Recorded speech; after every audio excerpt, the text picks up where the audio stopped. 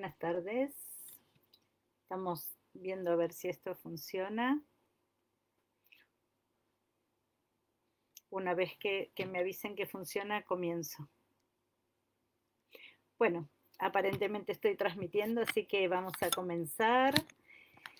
Quiero hacerles la siguiente aclaración. Si la transmisión llega a cortarse, vamos a intentar reiniciarla de modo que no se desesperen, que lo intentamos nuevamente y van a poder volver a ingresar.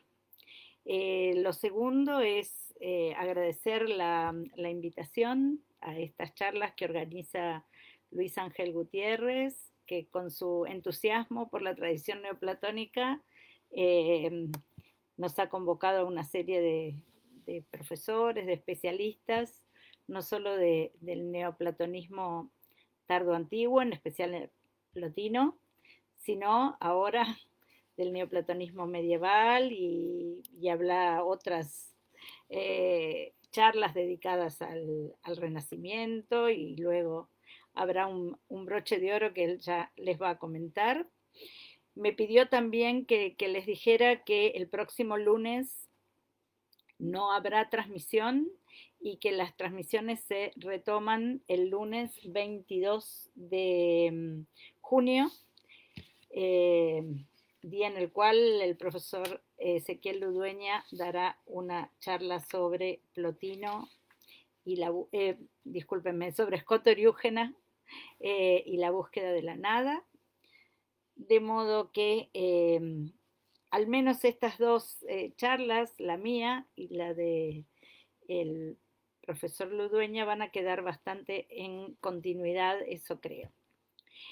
Bueno, también quiero invitarlos a quienes se conectan por primera vez a unirse a este grupo Emanaciones Plotinianas, que es bien activo y que, bueno, la cuestión de la pandemia les ha dado la oportunidad de realizar estas transmisiones y convocar a gente muy diversa, de muy distintos lugares, y que todos hemos muy gustosos dicho que sí a esta invitación. Bueno, para quienes no me conocen, mi nombre es Claudia D'Amico, soy profesora de la Universidad de Buenos Aires, profesora de la Universidad de La Plata, y me dedico a filosofía medieval, no a filosofía tardoantigua. Sin embargo, me ocupo dentro del área de filosofía medieval de la tradición platónica en general, neoplatónica en particular, de modo que lo que voy a presentar en esta charla es un tema bastante general.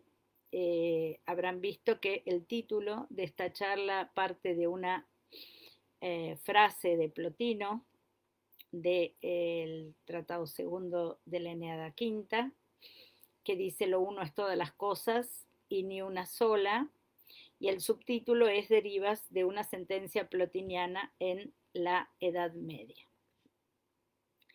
Lo primero que quiero hacer es realizar dos aclaraciones respecto de este título que ustedes habrán visto en la invitación. La primera tiene que ver con sentencia plotiniana. Apenas leyó esto mi colega y amiga Malena Tonelli, quien ya habló en este ciclo de charlas, me dijo: pero eso, más que una sentencia plotiniana, procede del Parménides de Platón. Y ciertamente, procede del Parménides de Platón. Sin embargo, lo que nosotros vamos a ver es que la Edad Media no conoció el Parménides de Platón, al menos hasta el siglo XIII. Y en el siglo XIII, en una traducción al latín, que lo conoció parcialmente. Ya vamos a hablar de esto. De modo que cuando se evoca esta sentencia en la Edad Media, la referencia es a Plotino y a quien la ha tomado de las obras de Plotino. Por eso hablamos en el título de sentencia plotiniana. Lo segundo, la segunda aclaración que quiero hacer antes de comenzar, tiene que ver con el título, el cual se refiere en general a la Edad Media. Y en rigor, lo que voy a tratar en esta charla es acerca de la deriva de esa sentencia plotiniana en la Edad Media latina. La Edad Media latina. Y esta aclaración es bien pertinente porque en rigor eh, podemos decir que la Edad Media tuvo tres grandes núcleos o regiones lingüísticas. O sea, hay una Edad Media que habla y escribe en griego, una Edad Media que habla y escribe en árabe a partir del siglo VII y una Edad Media que habla y escribe en latín. Entonces, la deriva del pensamiento de Plotino y de la obra de Plotino, las Eneadas, no es la misma en los territorios de habla griega, de habla árabe, sea del Islam oriental o occidental, como en los territorios de habla latina. Por decirlo muy rápidamente, estas tres lenguas, si bien no son las únicas, en las cuales se han conservado textos medievales, por supuesto que hay otras lenguas, pero que no son hegemónicas, como el copto, el armenio, etc. Decía, estas tres lenguas, podríamos llamarlas hegemónicas en la Edad Media, tienen muy distinta relación con Plotino y con los textos de Plotino. Por supuesto, en el mundo griego, esos textos estuvieron siempre disponibles. Bizancio siempre dispuso de esos textos. Incluso el nombre de Plotino es mencionado por autores cristianos del Imperio Bizantino, como pienso, por ejemplo, en algunos comentadores de Dionisio Areopagita. O en algunos autores de Bizancio del siglo XII. Aparece el nombre de Plotino, aparecen citas de Plotino. Otro tanto hay que decir del mundo islámico. Hay lo que se llama un Plotino árabe. El texto fundamental de ese Plotino árabe es la que se conoce como la teología de Aristóteles, curiosamente, una teología que fue atribuida a Aristóteles, pero que en realidad se trata de una especie de síntesis de las últimas Eneas de Plotino. Pero una cosa muy, muy distinta sucedió en el occidente latino. Entonces, hablar de neoplatonismo en el mundo latino medieval tiene que ver, en primer lugar, con el acceso a los textos. Y para acceder a esos textos deben estar versionados al latín. Porque, salvo algunas excepciones, los intelectuales medievales del mundo latino no conocen bien la lengua griega como para leer directamente el griego, salvo algunas excepciones que también vamos a mencionar. Ahora bien, si hablamos de neoplatonismo latino y ahora puntualmente cristiano medieval, o sea, autores cristianos cuya filosofía tiene vinculación con algunas tesis del neoplatonismo, hay para, digamos, la literatura canónica de los medievalistas dos pilares. Un pilar es sin duda Agustín de Hipona, el famoso San Agustín que todo el mundo conoce. Y el segundo pilar es Dionisio Areopagita, un autor al cual ya nos vamos a referir, que si bien escribió en griego, fue traducido al latín en el siglo IX y que llevó con su obra muchos tópicos de la tradición neoplatónica tardoantigua. Estos dos pilares del neoplatonismo medieval son bien diferentes entre sí, sin embargo, igualmente importantes. Lo que vamos a ver es en qué sentido han incorporado a su pensamiento algunas de las tesis fundamentales del neoplatonismo y a partir de qué vías. Y aquí viene el primer tema que quiero tratar, que es el de la disponibilidad de los textos de Plotino. En la propia obra de Agustín, como muchos de ustedes sabrán, hay una referencia en las confesiones a la lectura de los textos de ciertos platónicos. Y dice el propio Agustín en el libro 8 que esos textos fueron accesibles para él a través de la traducción de un retor romano, un retórico romano llamado Mario Victorino. De modo que sabemos de la propia pluma de Agustín que Agustín tuvo acceso directo a los textos de algunos autores llamados por él platónicos, traducidos del griego al latín por Mario Victorino. En La ciudad de Dios, que es una de las últimas obras agustinianas, hay una mención directa de los nombres de Plotino, de Porfirio y de Jámblico. Ahora bien, si prestamos atención, volviendo a Confesiones, a lo que Agustín dice haber tomado de esos autores platónicos, los agustinólogos concuerdan en afirmar que a lo que tuvo acceso directo Agustín a través de las versiones de Mario Victorino fue, aparte, algunos tratados de las Eneadas de Plotino y algunas obras de Porfirio. De modo que por Agustín sabemos fundamentalmente que un autor anterior a él, Mario Victorino, tuvo que haber hecho esta traducción.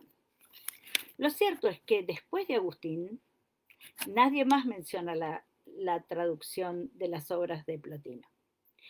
Sí, han quedado para la posteridad la traducción de una obra de Porfirio, la famosa Isagogué de Porfirio, en la versión de Victorino, que retomó toda la Edad Media, incluso fue comentada por Boecio, etc. Pero no se dice ya nada más acerca de las Eneadas de Plotino.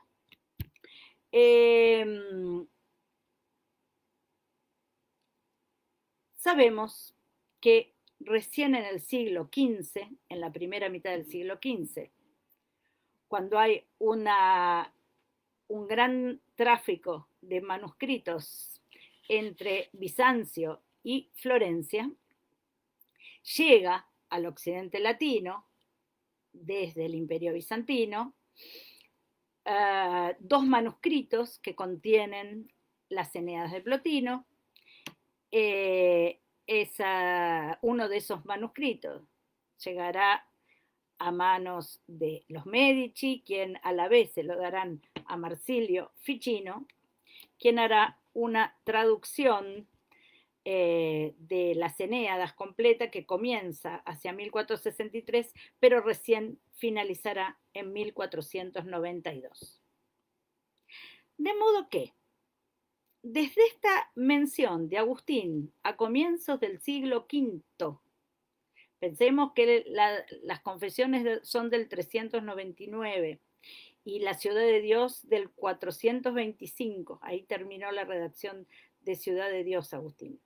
Hasta la segunda mitad del siglo XV, ya casi finalizando el siglo XV, la Edad Media latina no poseyó un texto de las Eneadas de Plotino. No tenía esa traducción. Sin embargo, algunos de los tópicos que se encontraron que se encuentran en ese texto plotiniano tuvo su deriva en los autores medievales. Y el primer paso de esa deriva no es otro que el mismísimo Mario Victorino. Si ustedes revisan la versión de las Eneadas de Gredos, que es una edición que la mayoría de nosotros tiene, cuando comienza el Tratado 5.2, que dice, el uno es todas las cosas y ni una sola, porque el principio de todas las cosas no es todas las cosas, pero es todas ellas en este sentido, hasta ahí la cita. Rápidamente, el editor de esta versión española de las Eneadas remite a una obra de Mario Victorino.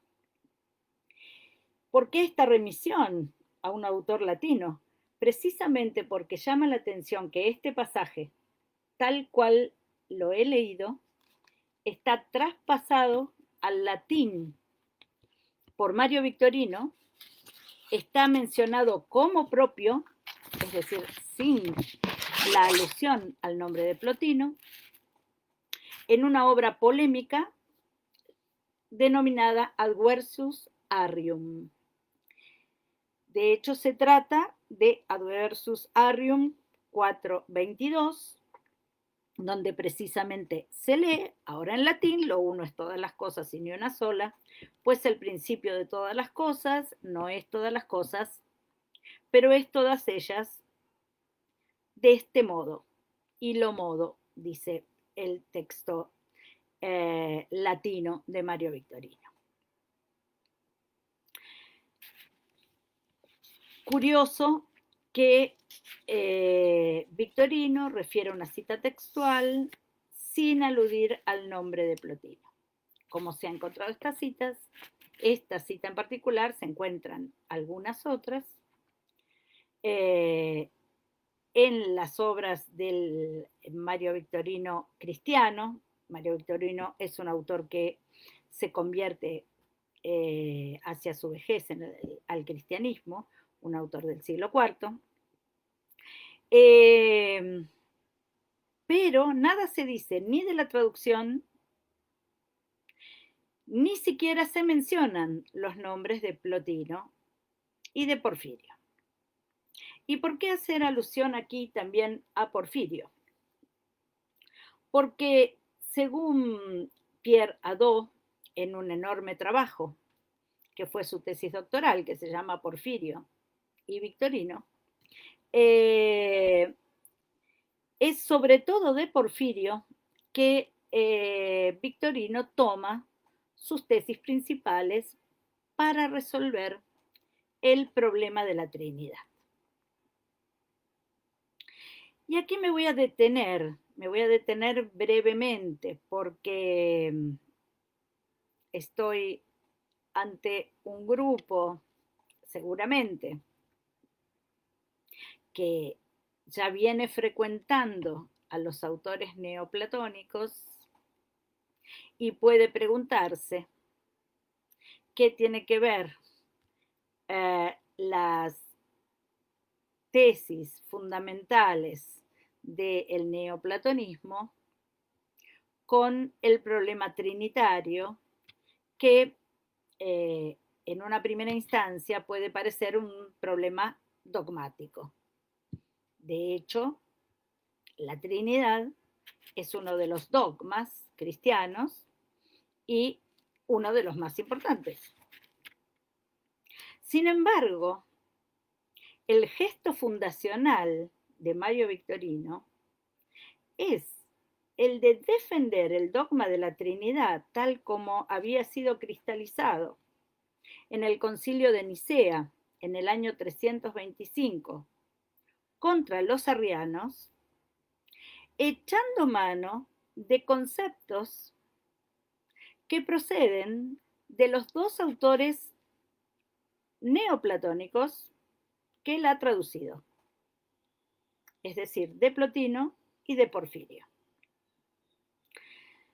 Victorino encuentra en la relación entre las dos primeras hipóstasis de las doctrinas neoplatónicas, es decir, en la relación entre lo uno y el nous, una especie de paradigma para explicar la relación en la Trinidad entre el Padre y el Hijo. Dice Victorino que el Padre engendra al Hijo como su propio intelecto. Y de esta manera muestra que entre el engendrante y el engendrado hay una paridad, como entre lo uno y el intelecto. Por supuesto, ante un auditorio en el cual muchos de ustedes son especialistas en los autores neoplatónicos, pueden aparecer un sinfín de objeciones. Una de las cuales es que de ninguna manera hay una paridad entre lo uno y el nous, sino que en tanto que hay una procedencia, hay una subordinación. De hecho, el nous es el ámbito de lo unimúltiple, es el ámbito donde aparece la alteridad. El nous es otro respecto de lo uno. Sin embargo, la operación que hace Victorino no es inocente, porque recurre a una noción que está en el corazón de la dogmática cristiana de la Trinidad, que es la noción de engendramiento. Y en la noción de engendramiento quiere resaltar la paridad. Si hay algo que es engendrado es porque hay engendrante. Y engendrante y engendrado se suponen mutuamente. De esta manera presenta su unitrinidad en la reunión de estas dos hipóstasis neoplatónicas. Y puestas de este modo, esta unitrinidad se entiende como aquello que está por encima de todo y a la vez que es causa o principio de todo. Esta unitrinidad divina puede ser llamada lo uno, que es todas las cosas, porque en ese pensamiento eterno, en ese intelecto eterno, se piensan todas las cosas, porque de ella proceden todas las cosas, pero a la vez se distancia de todo lo que procede de ella como efecto. Lo uno, ahora lo unitrino, es todas las cosas y ni una sola, retomando la frase de Plotino. ¿Qué quiere mostrar Victorino? Algo que está en el núcleo de toda doctrina neoplatónica, que hay una tensión permanente entre la trascendencia y la inmanencia de lo uno. Lo uno está por sobre todo, pero a la vez está en todo. ¿Y de qué manera está en todo? Está en todo como principio de todo. De modo que aquí tenemos en nuestro camino de deriva de esta sentencia plotiniana una primera parada muy importante, el pensamiento de Mario Victorino, un pensador del siglo IV que traduce las Eneadas del griego al latín y que se apropia de esta noción de Plotino nada menos que para ponerla en vinculación con un concepto fundamental del cristianismo como es la unitrinidad en cuanto principio y causa de todo lo real. ¿Por qué la referencia a Victorino? Porque cuando Agustín, bastante tiempo después, poco menos de un siglo, pero bastantes décadas después, retoma esta noción de vinculación entre el Dios cristiano y lo que lee en los textos de los platónicos, lo hace en el mismo sentido en que lo había hecho Mario Victorino. Obviamente, Mario Victorino no es tan famoso como ha sido Agustín para el mundo cristiano. Sin embargo, el llamado platonismo o neoplatonismo agustiniano es por completo incomprensible si no se tiene en cuenta esta fuente fundamental que es el pensamiento de Mario Victorino. Y ahora sí, vamos a leer juntos un célebre texto de Agustín, de las Confesiones, donde precisamente él dice lo que leyó en los libros de los platónicos. Y quien no conoce el texto, puede ser que muchos de ustedes no conozcan el texto, creo que se va a sorprender cuando escuche lo que Agustín dice. Hago referencia a el libro séptimo de las Confesiones, capítulo 9, parágrafo 13. Para quien nunca haya leído las Confesiones, Agustín en Confesiones habla directamente a Dios, porque este texto pretende ser una acción de gracias por su vida, con lo cual ese tú al cual le habla Agustín es Dios mismo. Dice Agustín, voy a citar: me procuraste, a través de un hombre henchido de orgullo desmedido, ciertos libros de los platónicos, traducidos del griego al latín. Recordemos que luego en el libro 8 dice que esta versión de los libros traducidos del griego al latín es de Mario Victorino. Y continúa el texto. En ellos leí, no ciertamente con estas palabras, pero con idéntico sentido y con el apoyo de múltiples y variadas razones, que en el principio era el Verbo, y el Verbo estaba en Dios, y el Verbo era Dios. Todas las cosas fueron hechas por Él, y sin Él nada ha sido hecho. Lo que ha sido hecho es vida en Él, y la vida era luz de los hombres, y la luz brilla en las tinieblas, y las tinieblas no lo comprendieron. Fin de la cita.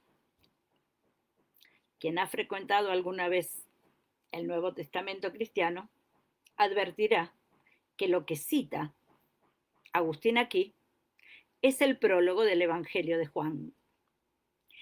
Lo sorprendente es que dice que esto que leyó, que está en el prólogo del Evangelio de Juan y que se refiere al verbo o logos, la segunda persona de la Trinidad del Hijo, esto lo leyó con otras palabras en los libros de los platónicos.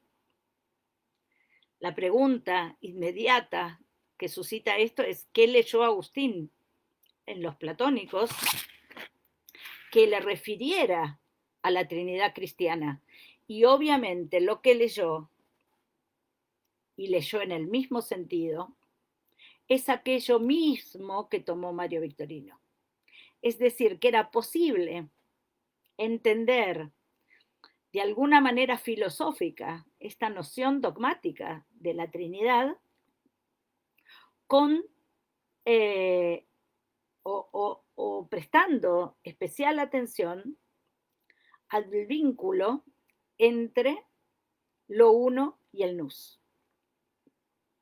Y refiero muy explícitamente que es el vínculo entre lo uno y el nous, porque con posterioridad en Ciudad de Dios, dice Agustín, para quien quiera leerlo, es el libro 10 de la Ciudad de Dios, en los capítulos 23 y 24, donde menciona explícitamente a Plotino y a Porfirio, que en realidad entiende muy bien la relación entre lo uno, que es el Dios Padre, y entre lo que estos griegos llaman inteligencia, que es el Dios Hijo. Dice, pero no dicen nada del Espíritu Santo y no podemos creer que sea esa tercera instancia, o quizás sí, de la cual habla Plotino. Es decir, lo que le parece claro a Agustín es lo mismo que le ha parecido a Mario Victorino, que la relación de un principio uno, simplísimo, del cual aparece el propio pensamiento de sí mismo, y que ese pensamiento se constituye en un doble movimiento de salida de sí y vuelta para completarse como reflexión, eso le parece que es asimilable completamente a la noción de eh, Trinidad cristiana. A continuación de este texto, y no me voy a detener en esto, dice Agustín lo que no leyó en los platónicos. Y precisamente eso que no leyó en los platónicos son los rasgos del cristianismo que él quiere diferenciar muy bien de esta tradición pagana. Lo que no leyó en los platónicos, obviamente, es que ese verbo, ese logos, ese pensamiento eterno del Padre, se hizo carne y habitó entre nosotros. No solo no lo leyó, sino que si tuvo noticias del contra cristianos de Porfirio, pudo saber muy bien que es una idea que repugna a un pensamiento neoplatónico clásico, el hecho de que ese verbo eterno, esa mente eterna, se haga carne, obviamente. Y hay un segundo punto que él dice que no leyó en los platónicos y que tiene que ver con lo que podríamos considerar la theosis o la divinización del alma. Dice Agustín, ese nous eterno habita en nosotros, como dicen los platónicos, pero de ninguna manera se identifica con nuestra alma.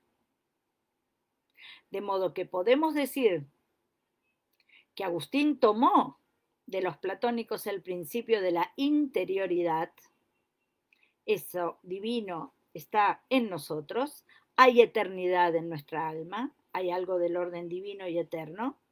Sin embargo, dice, eso que es interior no se identifica con el alma, es decir, es interior, pero es trascendente. Y aquí pone un punto de diferencia con los platónicos. Podríamos decir que se aplica la sentencia plotiniana que dio origen a nuestra charla de hoy. Lo uno es todas las cosas y ni una sola al pensamiento agustiniano. Podríamos decir que de algún modo sí, porque en rigor, para Agustín, todas las cosas fueron hechas en cuanto a ideas o raciones en el logos. El logos, esta segunda persona de la Trinidad, el Verbo, el Hijo, tiene todas las ideas o las razones de las cosas, de modo que allí está la primordialidad del mundo creado, del modo en que puede ser en su principio, es decir, siendo uno con él. De modo que esto uno, esta unitrinidad, es todas las cosas, es de este modo todas las cosas, al modo en que son las ideas eternas e inmutables que se identifican con el logos, pero no es ni una sola en el sentido de creadas, es decir, cuando ya están en el mundo contingente y temporal. De modo que sin repetir la fórmula, pero tomando la misma interpretación de Victorino de las dos hipóstasis neoplatónicas, podríamos aplicar esta misma frase al pensamiento agustiniano. Si bien un poco matizado, como muchos de los que están escuchando sabrán, en el sentido en que para Agustín las cosas tienen su principio, pero como una huella, con un sentido de participación bastante débil. O sea, el principio no está presente en lo principiado, sino que hay solamente una huella del principio en lo principiado. Con todo, el principio del cual todo parte no deja de ser un principio causal implicativo, es decir, donde todo está coimplicado, contenido en sentido perfecto y eterno. Pues bien, hasta aquí nuestro primer pilar del neoplatonismo medieval. Para la historiografía más clásica, Agustín, pero para tener una lectura completa de este primer pilar, la referencia a Victorino y al contacto directo de Victorino con las obras de Plotino y Porfirio es fundamental. Vamos ahora al segundo pilar, al clásico segundo pilar que se refiere a la hora de hablar del neoplatonismo medieval. Y ese segundo pilar, dijimos, es Dionisio Areopagita. Dionisio es un singular personaje, es un autor anónimo, cuyo destino lo hizo pasar de ser San Dionisio Areopagita a ser hoy Dionisio pseudo Areopagita, porque lo que sabemos con certeza de que no se trata de Dionisio, el converso de Pablo, en el Areópago de Atenas en la segunda mitad del siglo I. La certeza que tenemos es que no se trata de ese Dionisio, en el cual sí creyó toda la Edad Media, griega, latina, islámica, todo el mundo creyó que los escritos de este autor, llamado Dionisio Areopagita, procedían del siglo I después de Cristo. Sin entrar en todo el problema Dionisio, que es bien apasionante, simplemente diremos que con posterioridad a la Edad Media se empezó a dudar de la identidad de Dionisio. Ya en el siglo XV se supo que no era ese Dionisio del siglo I, y más adelante pudo de alguna manera saberse con bastante certeza, es que se trata de un autor probablemente de origen sirio, escribió en griego, es decir, que estaba en la parte oriental del Imperio Romano, del Imperio Cristiano Romano, para ese entonces, que escribió su obra seguramente alrededor del año 500 después de Cristo. Y por algunos datos que se encuentran en esas obras, pero que fue necesario sacar a la luz, porque Dionisio no menciona ninguna de sus fuentes. Imagínense que si hubiera mencionado sus fuentes, sabríamos que no es del siglo I. Dionisio no menciona ningún autor, lo único que menciona es la escritura, pero por el análisis de su obra, se sabe que fue escrita con posterioridad a la muerte de Proclo. Y todavía más, que Proclo es una de las fuentes fundamentales de su pensamiento, junto con algunos autores de la denominada patrística griega, es decir, los autores que florecieron en el mundo de habla griega en los primeros siglos del cristianismo. Lo cierto es que la obra de Dionisio es como una suerte de síntesis entre el cristianismo, citado directamente en su texto sagrado, la escritura, lo que llama Dionisio los divinos oráculos, con el neoplatonismo, sobre todo el último neoplatonismo de la escuela de Atenas, particularmente el del Diádoco de Platón, es decir, el de Proclo. Estos textos de Dionisio, que fueron importantísimos para la Edad Media, fueron comentados en griego. El comentario al cual hice referencia al comienzo de esta charla es del 530 más o menos, o sea, bastante cercano a su redacción. Hubo otro comentario posterior de Máximo el Confesor, también en griego, importantísimo para el cristianismo griego.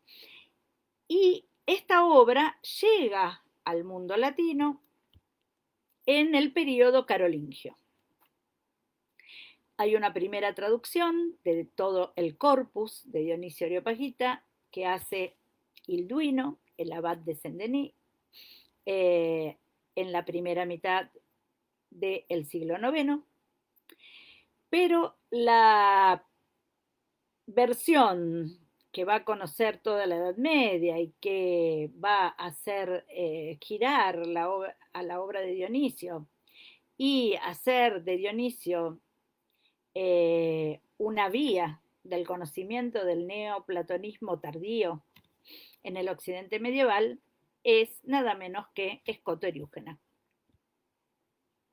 De modo que este autor que ustedes van a ver en la próxima charla con Ezequiel Ludueña es aquel al cual se le debe una muy buena versión de las obras de Dionisio, del griego al latín, y el uso de muchas de las doctrinas que aparecen en la obra de Dionisio en su propia obra. A todo esto seguramente se va a referir Ezequiel Ludueña en la charla del día 22 de junio. Lo que quiero decir es, primero, es un dato historiográfico, digamos, de los estudios. No hace tanto tiempo que se estudia lo que se llama el neoplatonismo en la Edad Media, o la relación entre Edad Media y neoplatonismo. De hecho, fíjense que esta obra, que se llama Neoplatonismo y Filosofía Medieval, creo que ahí se ve, son las actas de un congreso que se llevó a cabo en 1995 y que fueron publicadas en 1997. Y si bien ya se venía estudiando las relaciones entre platonismo y cristianismo y la vinculación, por supuesto, de autores como Agustín a la tradición neoplatónica y se venía estudiando, por supuesto, la obra de Dionisio y sus derivas en otros autores. Si uno revisa estas páginas de los años 90, todavía hay discusiones acerca de la relación del pensamiento medieval con la obra de los autores neoplatónicos. Este volumen se abre con lo que fue la conferencia inaugural de ese evento, que se llevó a cabo nada menos que en Grecia, con un escenario bastante adecuado para el tratamiento del tema. La conferencia inaugural que dio Edward Jonot, el famosísimo especialista en filosofía medieval y en Dionisio y en Eriúgena en particular, fue el editor de la obra de Eriúgena. Esa conferencia inaugural se titula Dionisio Areopagita, promotor del neoplatonismo en Occidente. Es decir, que para un autor como Jonot, si bien hay rasgos neoplatónicos en la obra de Agustín, si bien esos rasgos tienen un antecedente en la obra de Victorino, si bien hay rasgos de neoplatonismo en la obra de Boecio, autor latino del siglo VI, que se cree que tuvo acceso directo porque leía el griego a las obras de Proclo.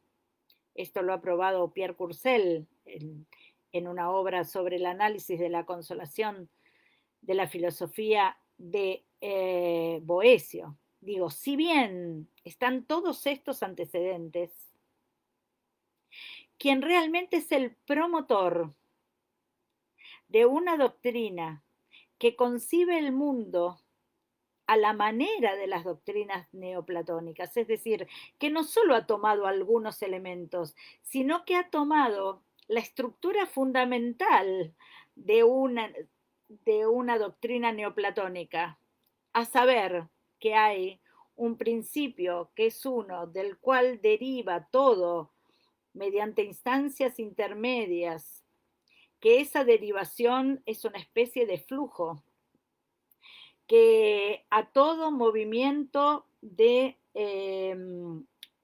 procesión le conviene un movimiento de retorno, epistrofé, conversión, vuelta, que esta procesión y este retorno no implica agotamiento del principio, sino que hay siempre algo que permanece, que ese flujo se da instanciadamente por estratos intermedios. Todos estos elementos juntos están en la obra de Dionisio y están en términos cristianos. Muchos han vinculado esta obra con el clima general que rondaba en el imperio bizantino en ese tiempo, porque no olvidemos que en el año 529 un decreto del emperador Justiniano cierra la Academia Platónica de Atenas. Y allí los maestros como Simplicio, Damasio tienen que ir a refugiarse a la corte sasánida. Es decir, que ya había por parte del imperio cristiano de Oriente una persecución a la filosofía pagana que se concretará finalmente con el cierre de la academia. ¿Y por qué hago alusión a esto? Porque hay quienes han dicho que este Dionisio podía no ser un autor cristiano, sino que podría ser la transfiguración de un autor neoplatónico pagano para, de alguna manera, escapar a la persecución. Bueno, sea de esto lo que fuere, lo que hoy se cree es que era un autor genuinamente cristiano, por las referencias que hace en su obra, posiblemente sea un monje. Pero lo que es cierto es que la doctrina que presenta tiene unos rasgos de neoplatonismo que son ciertamente muy, muy reveladores. Si atendemos a nuestra sentencia particular, la que he tomado como una especie de tópico para ordenar un poco esta conversación, quisiera leerles un texto de una de las obras de Dionisio, una de las más importantes. Bueno, esto está de más porque todas las obras de su corpus son importantes, son 4 tratados y 10 cartas. Una de esas obras, de las cuales les voy a leer un breve pasaje, se denomina Acerca de los nombres divinos. Y en lo que tiene que ver con el tópico de nuestra charla, elegí para leerles un pasaje que se encuentra en el libro quinto de los nombres divinos, capítulo 8, 5-8, en el cual Dionisio está tratando acerca de un nombre muy peculiar, que es el nombre de ser. Si decimos que el intento de Dionisio es ofrecer una cosmovisión cristiana dentro de un esquema conceptual neoplatónico, esta obra en la cual trata de los nombres divinos mostrará que este Dios, que es perfectamente asimilable a lo uno en una doctrina neoplatónica, tiene todos los nombres, pero a la vez está por sobre todo nombre. ¿Qué significa esto? Que el principio, nuevamente, debe ser concebido en esta tensión entre trascendencia e inmanencia.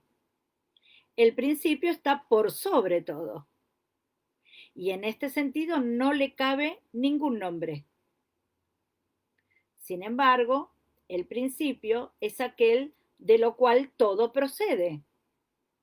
Y como todo procede del principio, entonces a ese principio le caben todos los nombres.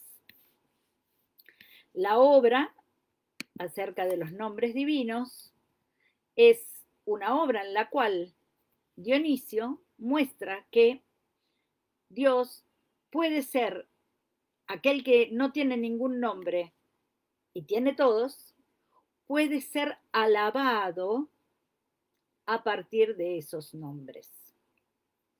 Y entonces empieza a tratar acerca de algunos nombres y ese tratamiento tiene cierta prioridad. El primer nombre del cual trata Dionisio es el nombre bien. El segundo nombre del que trata es el nombre ser. Y como no puede ser de otra manera, como todos sospecharán, a este principio le cabe el nombre ser, pero en el sentido de aquello que está más allá del ser. Y para referirse a este que está más allá o por sobre, Dionisio utiliza un prefijo que también utiliza muchísimo Proclo y que seguramente lo sacó de allí, que es el principio hyper, hyper, es decir, más que o por sobre. En la traducción que voy a leer, que es una traducción al castellano de los nombres divinos, la traducción de Pablo Caballero, editada por Losada, cada vez que lea supra, este prefijo castellano, debemos entender el hyper griego. Entonces, dice Dionisio en el libro quinto, capítulo 8. Él, se trata de Dios, Él existe supra esencialmente y como causante de los entes todos. Pues no existe esto y esto no, ni existe por una parte y por otra no, sino que respecto de todo está como causante de todo y conteniendo y preteniendo en sí mismo todos los principios, todos los fines de todos los entes. Y así está sobre todas las cosas como supraexistiendo, supraesencialmente antes que todo. Por ello se predica de él todo y simultáneamente. Empero no es ninguna cosa de los entes. Fin de la cita. Como podemos advertir, aquí hay otra deriva de la sentencia plotiniana. Lo uno es todas las cosas y ni una sola. Este Dios que está por sobre el ser, que es supra esencialmente, tiene en sí, precontiene los principios y fines de todo. Está en todo, como principio y como fin, pero a la vez no es nada de eso que proviene de él, en tanto que sea en un lugar, en un tiempo, o que sea un esto determinado. Por esta razón, a esto uno le caben todos los nombres, y los nombres son de aquellas cosas que proceden de él, como el bien, como el ser, como la vida, hasta lo última de las cosas sensibles, como la piedra, como el gusano, y los ejemplos que doy son del propio Dionisio. Tales nombres le caben para indicar solamente que él es su principio o causa, y a la vez no le cabe ningún nombre, todos le resultan imprecisos, inapropiados, en tanto él habita una tiniebla incognoscible, dice Dionisio, donde no es posible la palabra, una tiniebla completamente inefable. Como pueden sospechar, cuando esto ingresa al occidente latino, esto es solamente una muestra, un pequeño ejemplo para que vean cuál es eh, el pulso de la obra de Dionisio, como aquí, a diferencia de Victorino y a diferencia de Agustín, estamos pisando un suelo más genuinamente neoplatónico. Decía, cuando estos textos son traducidos del griego al latín, sin duda hay una especie de cambio, una especie de quiebre, una manera en que los términos deben entenderse, que tiene que ver con una especie de radicalidad de la vía negativa.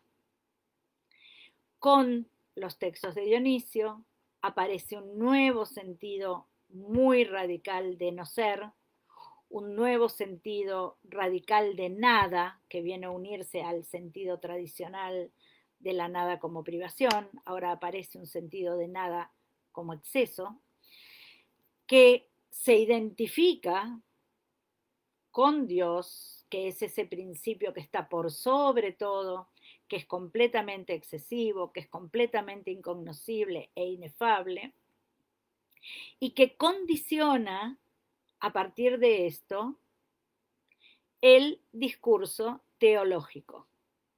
Aparece un nuevo discurso para la teología cristiana, que ya había aparecido en el mundo griego, por supuesto, de la mano de Dionisio, aparece ahora para el mundo latino, aparecen las fórmulas paradojales, aparece la teología plagada de oxímoron, ya no son, ya no se teme a la contraposición entre palabras para hablar de la divinidad, porque muy por el contrario, se cree que el mejor modo para hablar de ella es superando toda oposición, o sea, entrar en un terreno donde los opuestos pueden ser predicados de eso divino sin oponerse entre sí, porque ese principio divino lo contiene todo, está por sobre toda oposición, contiene en sí todas las oposiciones sin que se opongan realmente, porque estamos en el plano de la eternidad, eh, y del cual proceden todas las oposiciones, y en cuanto que proceden de ellas, pueden ser predicadas de ellas de algún modo. En este sentido, y para ilustrar esto, que puede sonar ciertamente complejo, y lo es, eh, para explicarlo así muy rápidamente en una charla general, voy a ilustrar lo que acabo de decir con un breve texto de Escotoriúgena, este autor del siglo IX, que ustedes van a ver más profundamente en la charla próxima, que precisamente hace alusión al discurso teológico. Y siguiendo la senda de Dionisio, Escotoriúgena, en su obra fundamental titulada Perifición, habla de una teología afirmativa en la cual se predican todos los nombres de Dios y una teología negativa que llama apofática, en el cual ningún nombre le conviene. Y en la senda de Dionisio dice que estas dos teologías, estos dos discursos acerca de la divinidad, son complementarios. Y la razón de esa complementariedad está nuevamente en este tópico que leemos en Plotino. Lo uno, ahora Dios, es todas las cosas y ni una sola. Lo dice así en el libro primero del Perifición Escotoriúgena. Se trata de Perifición 510c. Cito. Es un poquito larga la cita, pero creo que vale la pena leerla. La voy a leer lentamente. Pero si declaras, no es ni esto, ni eso, ni aquello, aparecerás como quien es veraz, porque Él no es ninguna de las cosas que son y no son.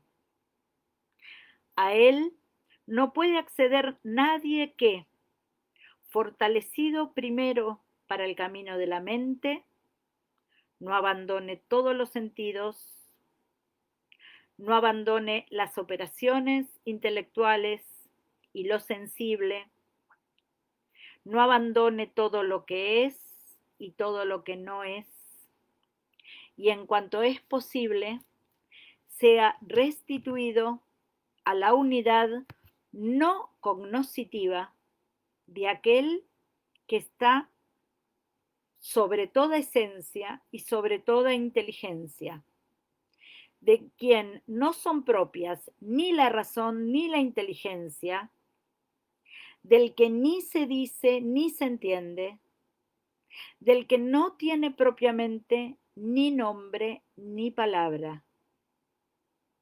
Con todo, termina diciendo Eriúgena, no es irracional que se puedan predicar de él todas las cosas que existen, desde las más altas hasta las más bajas, por cierta similitud o disimilitud, o contrariedad u oposición, ya que por él son cuantas cosas de él pueden predicarse. Precioso texto eriugeniano que espero que ilustre aquello que quisimos decir. Esto que está por sobre todo, no le conviene ningún nombre, no solo porque está por sobre el ser, sino también porque está por sobre el intelecto y no nos es accesible ni por la razón, ni por los sentidos, ni por el entendimiento. Solo nos es accesible en su completa inaccesibilidad. Solo podemos tener de él una comprensión en cuanto nos resulta incomprensible. Y por esto no tiene ningún nombre. Y por esto no se le puede predicar ni el esto ni el aquello. Ahora bien, como todo procede de él, entonces sí pueden serle predicados todos los nombres, porque es todas las cosas y ni una sola. Nuevamente, nuestro tópico. Recuerden esto cuando vean mucho más profundamente el pensamiento de Diógenes en la charla pasada, en la charla próxima. Cómo continúa el viaje a través de la Edad Media latina.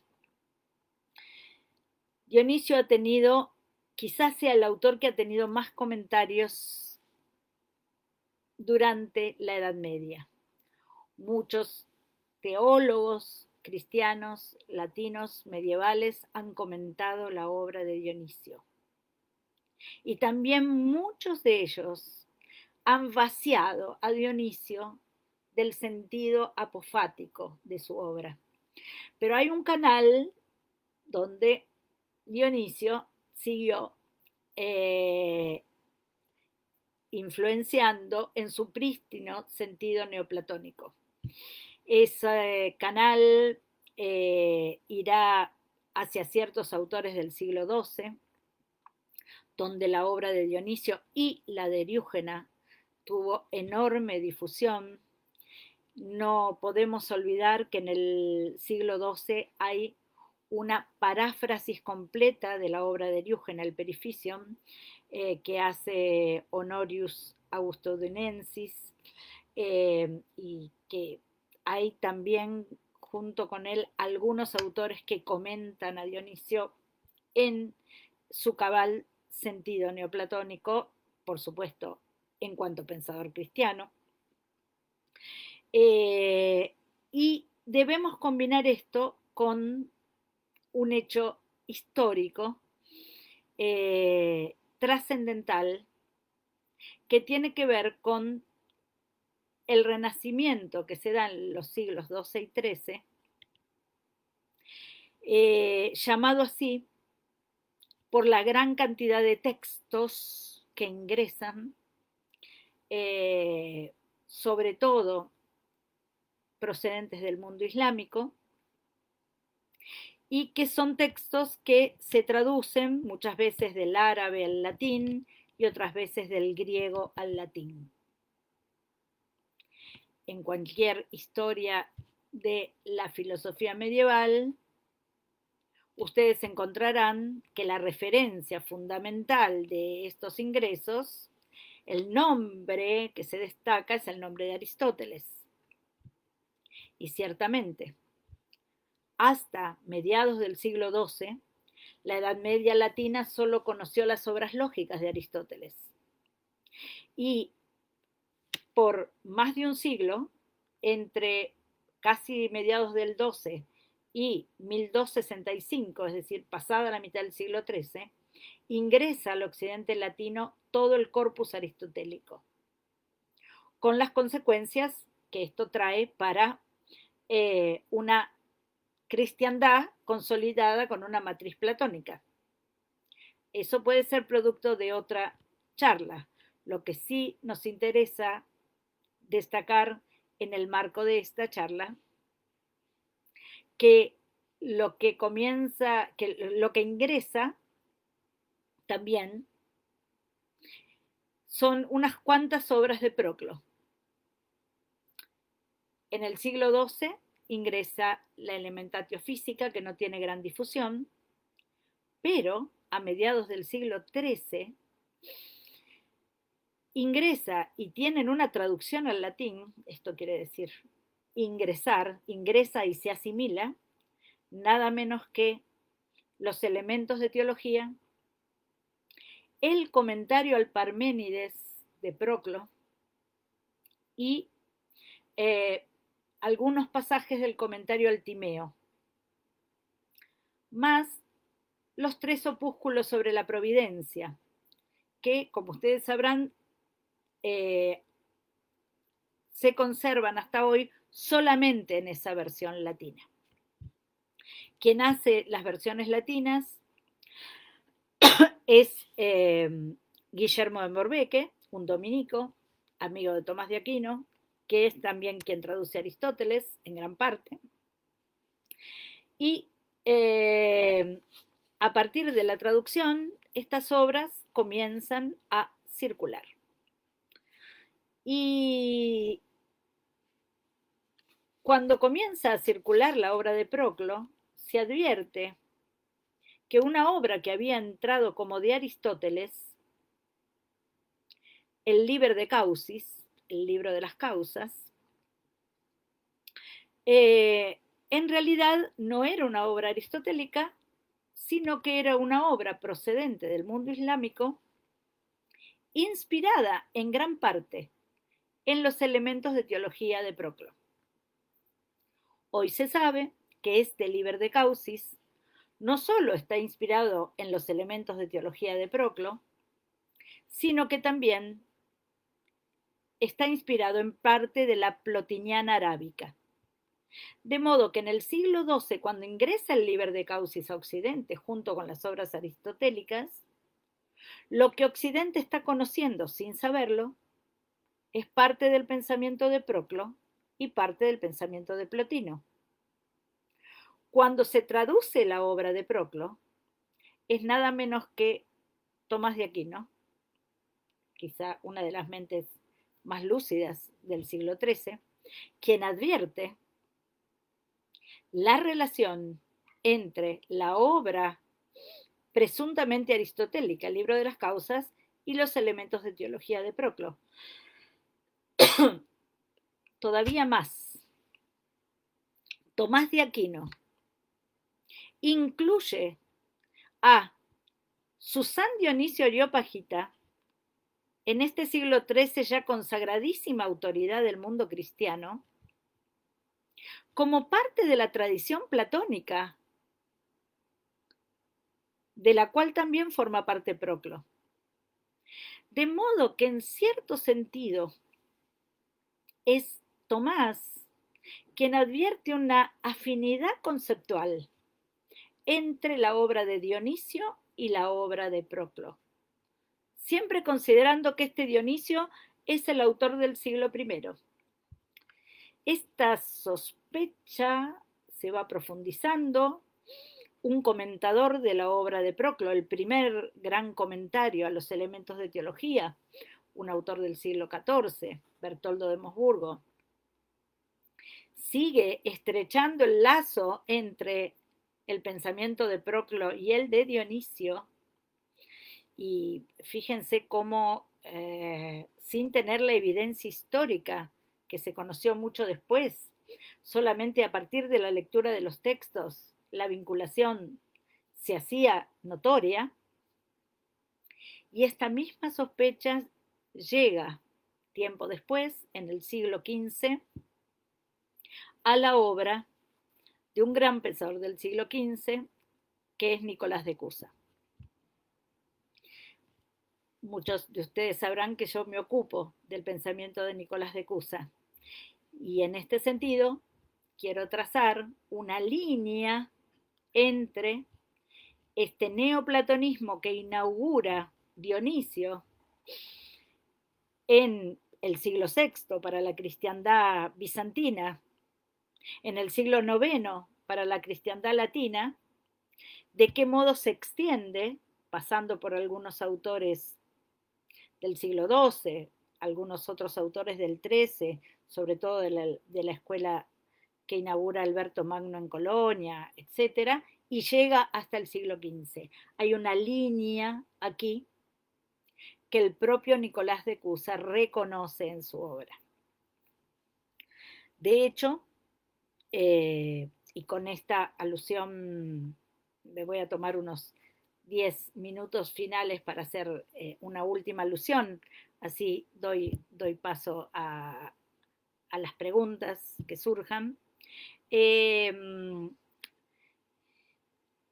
su obra La docta ignorancia, que es una de las primeras obras teológico-metafísicas importantes de Nicolás de Cusa, dice que la noción de docta ignorancia, él no la inventó, sino que la docta ignorancia procede de la obra de Dionisio.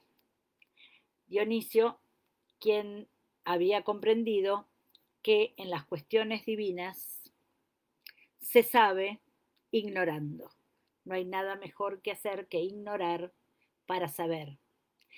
Que esto incomprensible, que es lo absoluto, solo puede ser alcanzado con una doctísima ignorancia, es decir, solo puede ser alcanzado incomprensiblemente.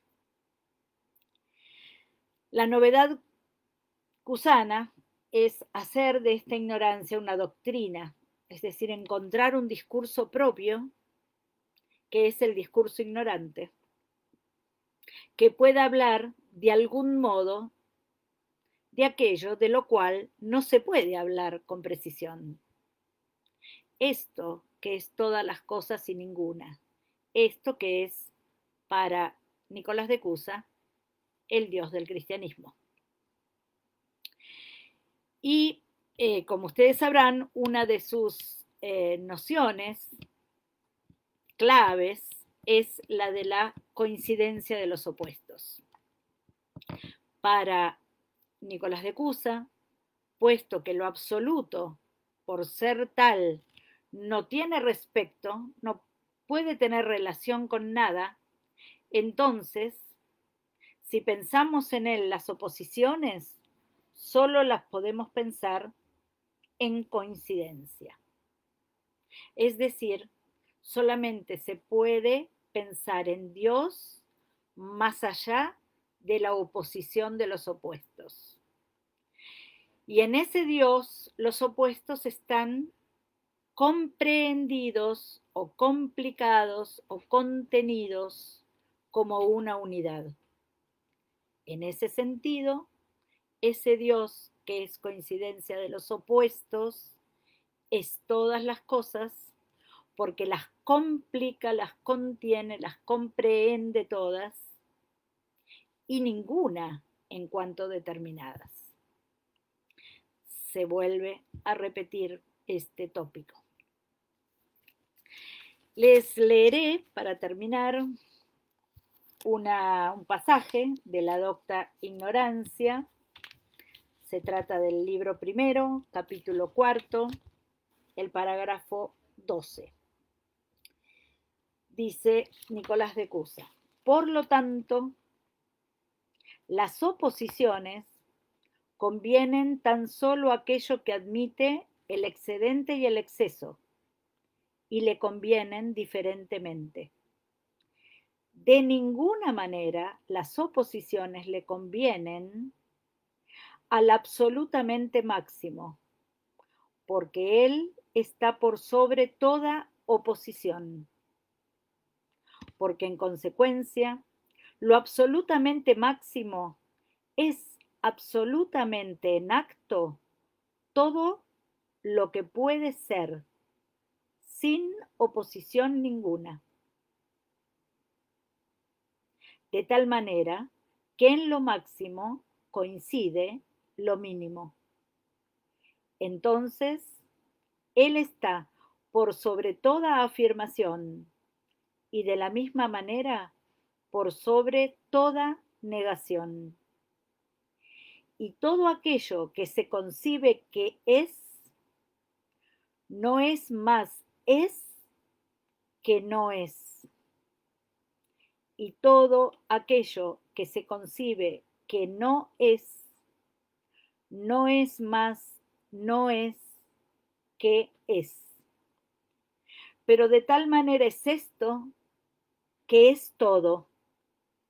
Y de tal manera todo que es ninguno. Fin de la cita.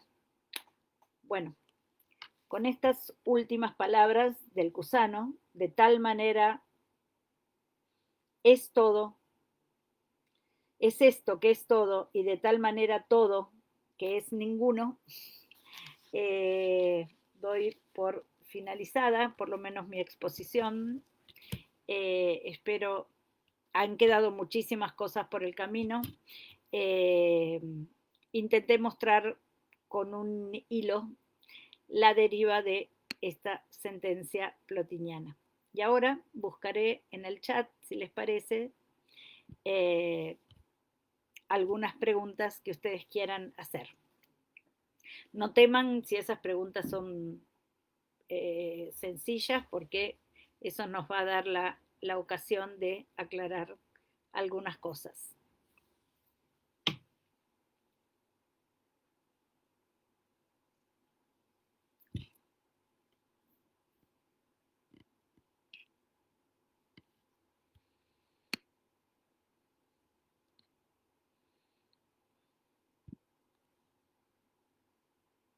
Bueno.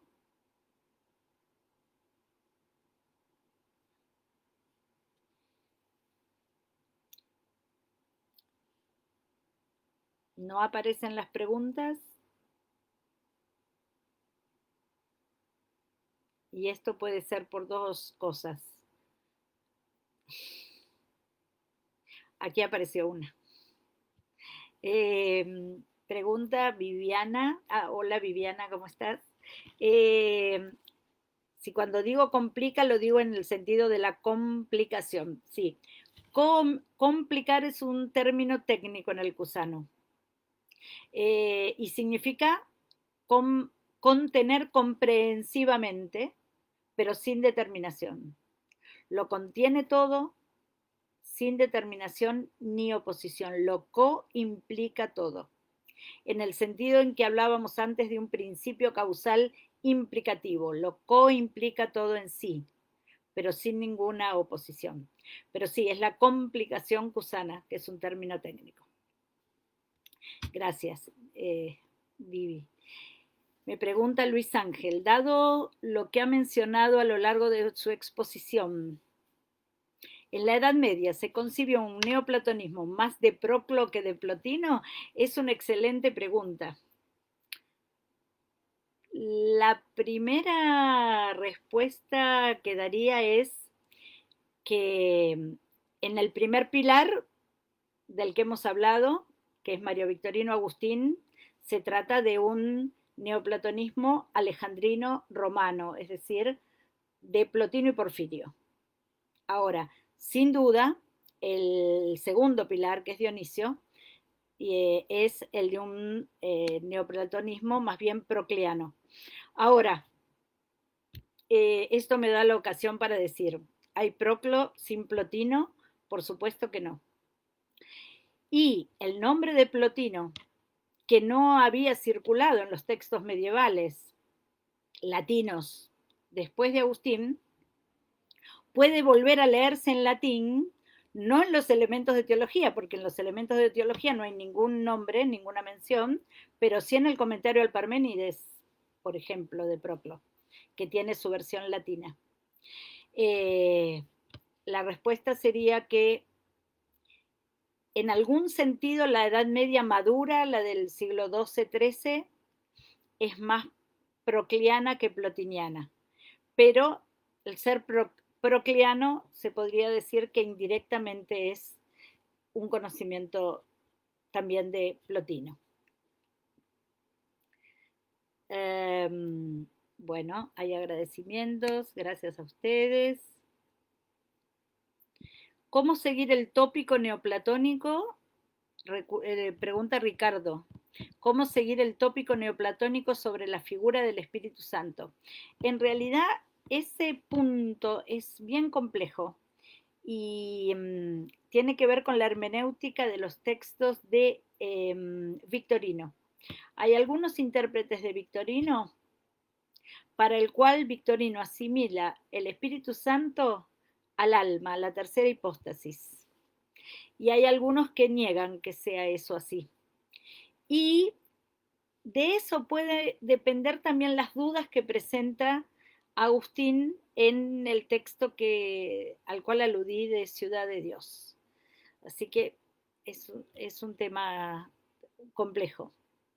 Gracias por la pregunta, pero es todo lo que le puedo decir. Buen saludo, Sonia, gracias. José Manuel, gracias. Luis pregunta, ¿se puede afirmar que en Occidente los neoplatónicos inauguraron la teología negativa apofática y todo lo que implica? Digámoslo así, el apofatismo al cristianismo llega por vía neoplatónica, eso es sin duda. Ahora, por supuesto que todo tiene sus matices y antecedentes. Si hay algunos de mis alumnos en escuchando esta charla van a decir que suelo indicar algún antecedente pre-neoplatónico en el mundo cristiano, quiero decir previo temporalmente, como el de algún autor de la patrística griega, como Clemente de Alejandría. Suelo mostrar que Clemente de Alejandría, que es un autor del siglo II, es decir, es previo a Plotino, que escribe en griego, obviamente, es de Alejandría, toma unos textos de Platón, donde Platón dice que la causa de todas las cosas es inexplicable e inefable. Toma un texto del Timeo y un texto de la Carta Séptima donde Platón dice esto. O sea, que en cierto sentido coloca en Platón la paternidad de un discurso negativo y obviamente está en Platón. Ahora, cuando ese discurso apofático llega con fuerza al occidente latino medieval, hay alguna pincelada en Mario Victorino, porque en Mario Victorino hay predicación de Dios como no ser, pero lo que propone Mario Victorino es, siguiendo a Porfirio, la doble predicación. De Dios se puede decir que es y de Dios se puede decir que no es, en tanto que está por sobre el ser, pero quien radicaliza el sentido apofático es Dionisio y quien lo lega a toda la cristiandad es la tradición que depende de Dionisio. De modo que, sí, el discurso apofático para el cristianismo, vamos a decir en general, procede de la tradición platónica, del propio Platón o bien del neoplatonismo. Oh, mi amiga Lela, Alexis, salut Lela, gracias por estar.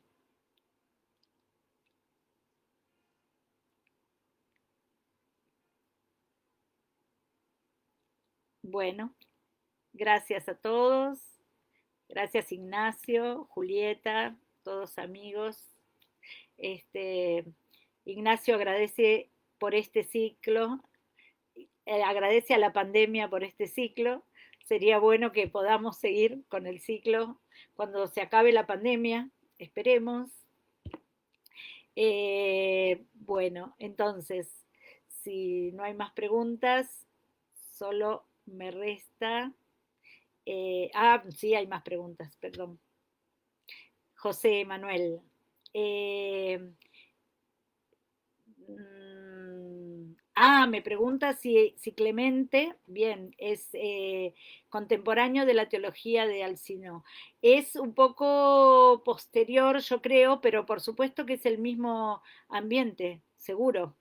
Es, en realidad, las fuentes de Clemente son las del platonismo medio.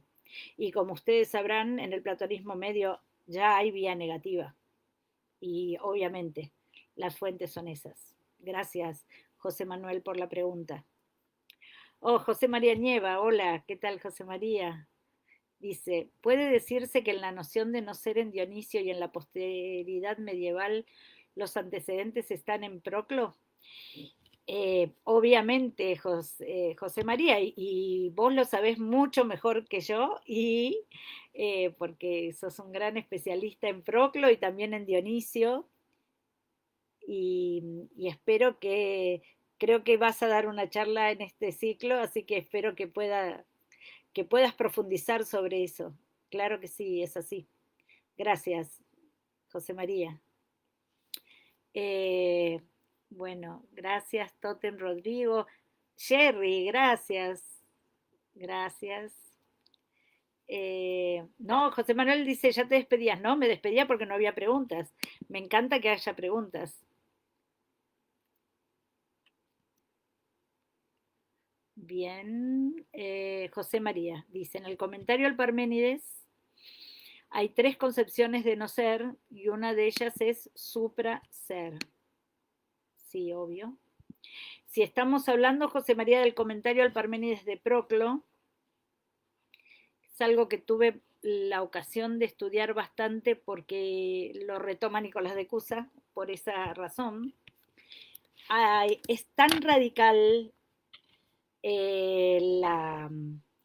la visión que tiene Proclo del discurso negativo en el comentario al Parménides, que no solamente habla de no ser como supraser, sino que dice que lo uno podemos distinguir el aspecto que permanece completamente imparticipable y el aspecto que se participa o se comunica. Y ese aspecto que permanece, dice, no solamente está por encima del ser y debe ser denominado no ser, sino que está por encima de lo uno mismo. Y podríamos llamarlo ante uno o no uno. O sea, es tan radical la negación en el comentario al Parménides de Proclo que hasta no solamente niega el ser de lo uno, sino niega la predicación uno de lo uno en su aspecto completamente imparticipable. Así que sí, es bien interesante de ver eso.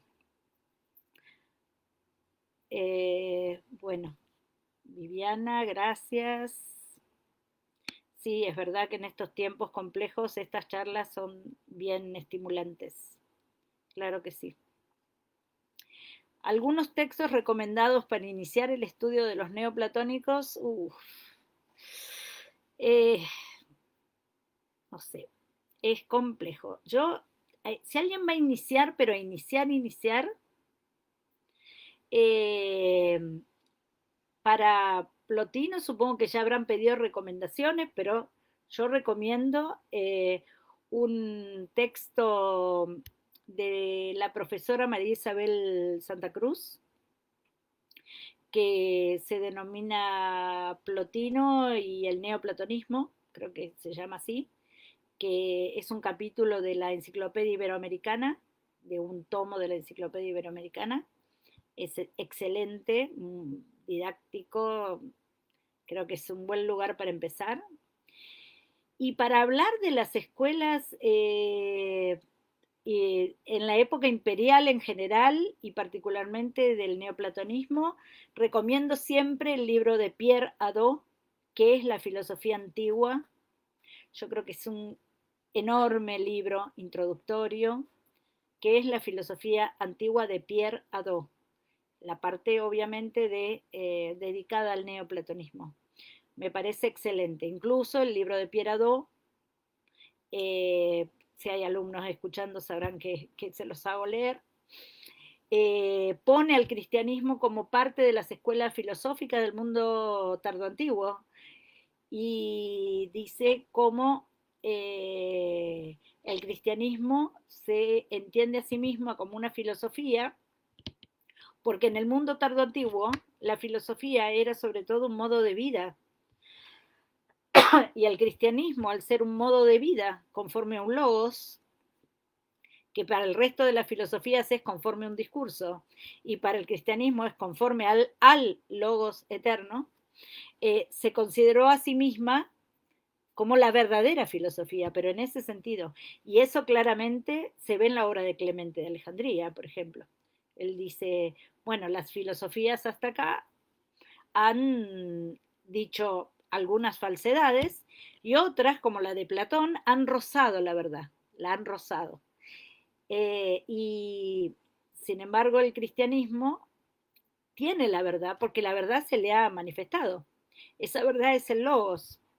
Por eso es para Clemente de Alejandría la verdadera filosofía. Y hay un capítulo en ese mismo libro de Pierre Hadot que explica también esto. Así que, ¿qué es la filosofía antigua?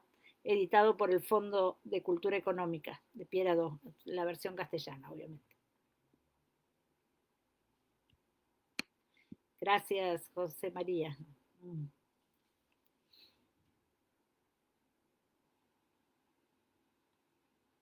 Bueno,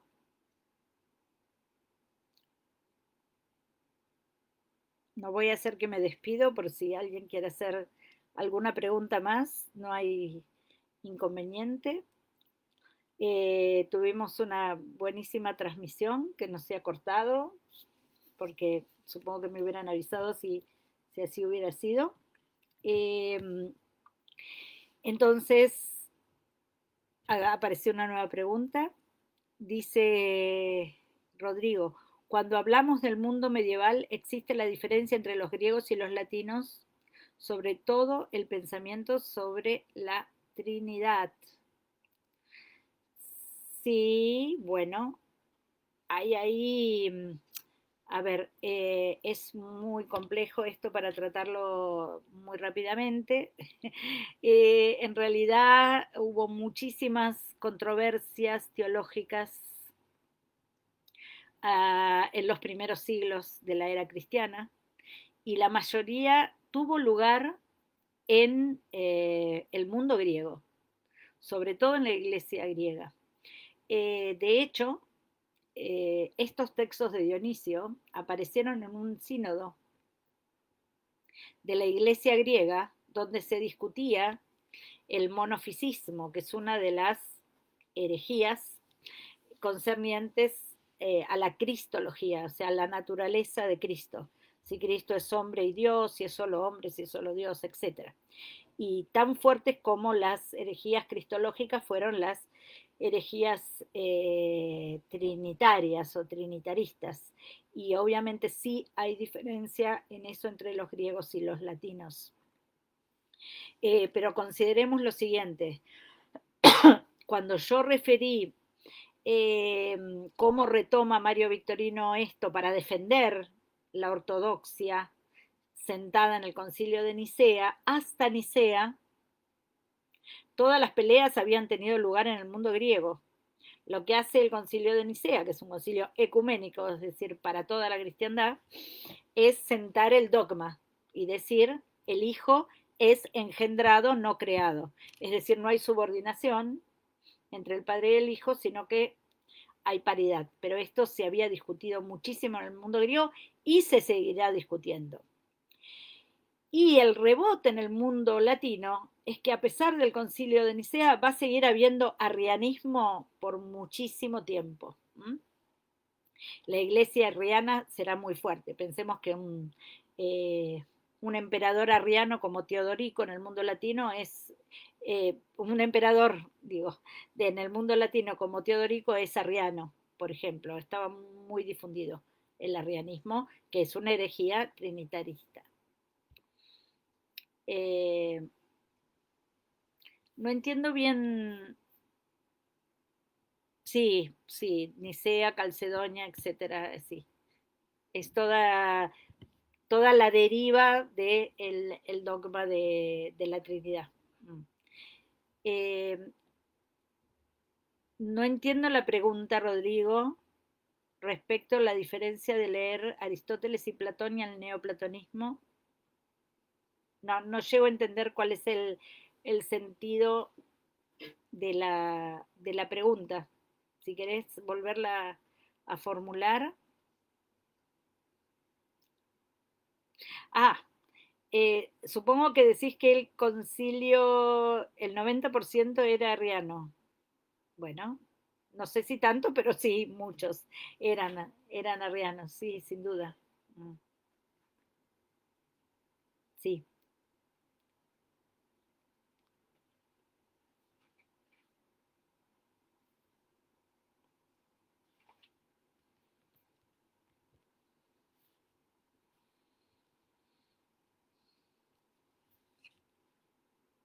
bueno,